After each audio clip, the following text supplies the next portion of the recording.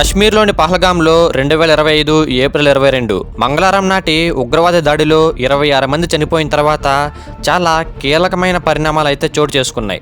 నిజానికి ఇప్పటి ఈ సంఘటన ఒక నిర్ణయాన్ని తీసుకునే దిశగా భారత్ను పురుగులిపినట్టయింది. ఈ సంఘటన 77 ఏళ్లుగా కొనసాగుతున్న దారుణాలను భరించింది చాలు, ఇక కట్టలు తెంచుకోవాల్సిన సమయం ఆసన్నమైంది అని గుర్తు చేసింది. ఇప్పటికే చాలా ఆలస్యం జరిగింది.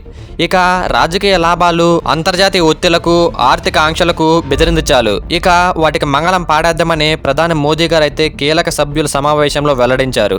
దానిలో భాగంగా వివిధ దళాల అధిపతులు, భద్రతా దళ ప్రధాన అధికారి, రక్షణ మంత్రి రాజ్నాథ్ సింగ్తో ప్రధానమంత్రి నరేంద్ర మోదీ గారు అయితే అత్యవసరంగా సమావేశమయ్యారు.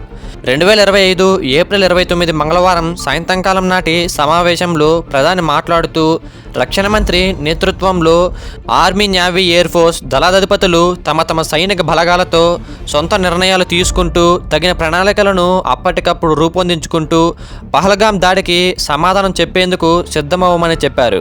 అంటే సైన్యానికి పూర్తి స్వేచ్ఛ ఇచ్చినట్టే. రక్షణ మంత్రి సమక్షంలో దేశ ప్రధాని తీసుకున్న ఈ నిర్ణయం సైనికులలో ఉత్తేజాన్ని కలిగించింది. ఎప్పుడు, ఎక్కడ, ఎలా, ఏమవుతుందో, ఏ దిశగా ఏ వ్యూహాన్ని రూపొందించుకొని అమలు చేయాలి అనేదంతా కూడా సైనికాధికారులు వారి సమస్ఫూర్తితో నిర్ణయం తీసుకోవచ్చు. ఇక వారు వారి పరాక్రమాన్ని చూపించాల్సిన సమయం వచ్చేసింది. ప్రధానితో సమావేశంలో జాతీయ భద్రతా సలహాదారు అజిత్ దోవల్ కూడా ఉన్నారు. పారామిలిటరీ ఫోర్సులో సరిహద్దుల రక్షణ, అంతర్గత భద్రత, శాంతి భద్రతలను కాపాడడం వంటి బాధ్యత నిర్వహించే అంతర్గత శాఖ సైతం మరో అత్యవసర సమావేశాన్ని అయితే నిర్వహించింది. వీళ్లతో అంతరంగిక శాఖ మంత్రి అమిత్ షా సమావేశమయ్యారు. ప్రస్తుతం BSSF దళాలు ఇండియా, పాకిస్తాన్ బార్డర్లో అయితే ఉన్నారు. సైనిక బలగాల రక్షణ శాఖ డిఫెన్స్ మినిస్ట్రీ ఆధ్వర్యంలోనూ, అర్ధ సైనిక బలగాలు అంతరంగిక శాఖ హోమ్ మినిస్టర్ ఆధ్వర్యంలోనూ కార్యక్రమాలు అయితే నిర్వహిస్తున్నాయి.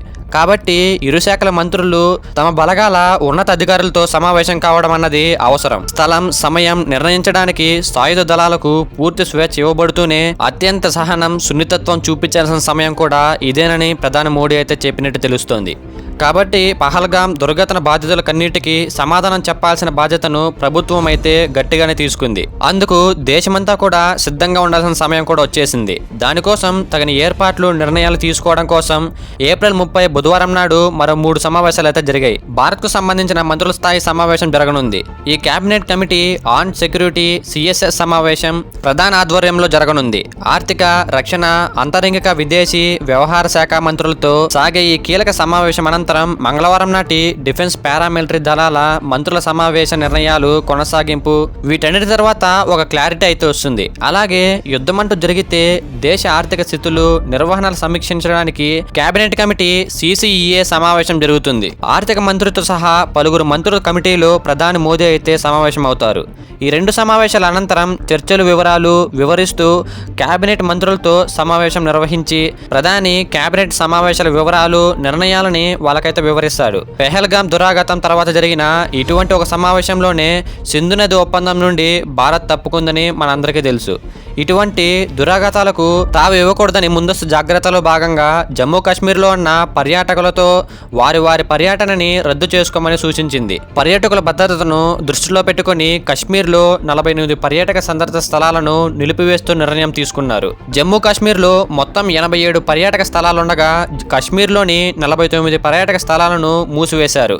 అయితే ఈ మధ్యలో పాకిస్తాన్ ఏం చేస్తుంది? వాళ్ళ వార్తలు మనకు తెలిసినట్టే మన వార్తలు కూడా వాళ్ళకి తెలుస్తూ ఉంటాయి కదా. పాక్ రక్షణ మంత్రి ఖ్వాజా ఆసిఫ్ ఏప్రిల్ 25 నాడు ప్రసారమైన ఒక టీవీ ఛానల్ ఇంటర్వ్యూలో మాట్లాడుతూ తాము 3 దశాబ్దాలుగా తీవ్రవాదాన్ని పెంచి పోషిస్తున్నామని, అమెరికా కోసమే ఇదంతా చేస్తున్నామని చెప్పారు. Pakistan has had a long history of backing and supporting and training and funding these terrorist organizations. Well, we have been doing this dirty work for the United States for about 3 decades, and West, including Britain. అంటే America కోసం తాము ఇటువంటి తీవ్రవాద కార్యక్రమాలను చేస్తూ ఉంటామని ఆయన చెప్పారు. అది కూడా చాలా ఖచ్చితంగా అయితే చెప్పారు.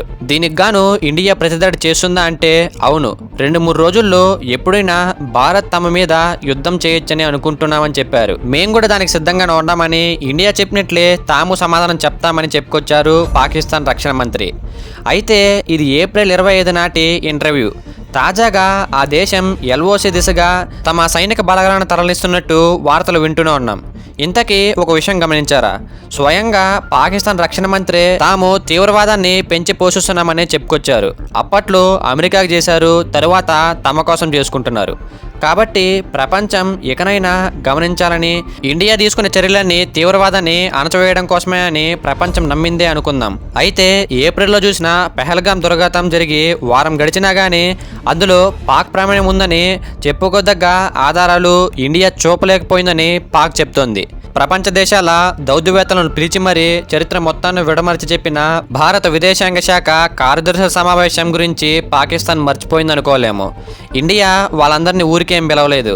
పాకిస్తాన్ 7 దశాబ్దాలుగా చేస్తున్న దుశ్చర్యల గురించి, తాజా పెహల్గాం మారణకాండ వివరాలను, పాకిస్తాన్ ప్రమేయాన్ని వివరించడం జరిగిందని పాకిస్తాన్కి తెలియకుండా ఉందా?